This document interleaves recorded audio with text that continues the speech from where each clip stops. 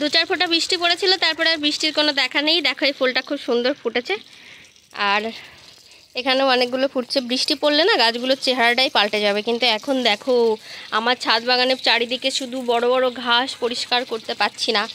যাই হোক, সেটা নয়, এটা আজকে তোমাদেরকে দেখাবো না। আরেকটা জিনিস দেখো, এই যে আমার উচ্ছে হয়েছে, ছোট্ট ছোট্ট উচ্ছে হয়েছে কতগুলো। এটাকে একটু টানা বেঁধে দিতে হবে, তাও হচ্ছে না, একটু কুড়ে হয়ে গেছি। কিন্তু যেটা দেখাবো আজকে সেটা হলো এই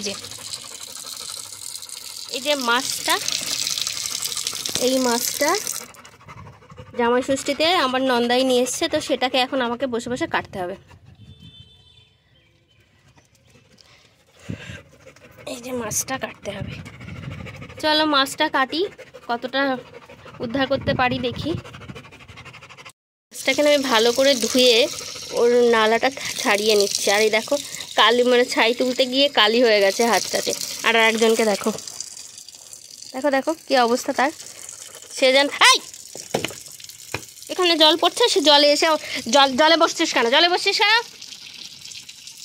জলে বসে না একদম পুরো গাটা নষ্ট করে দেবে। এই সবে কালকে চান করালাম, পুরো নোংরা করে দেবে পুরো গাটা। ও জল দেখলে কুকুররা চান করতে চায় না, আরে জল দেখলে দৌড়ে দৌড়ে চলে আসবে।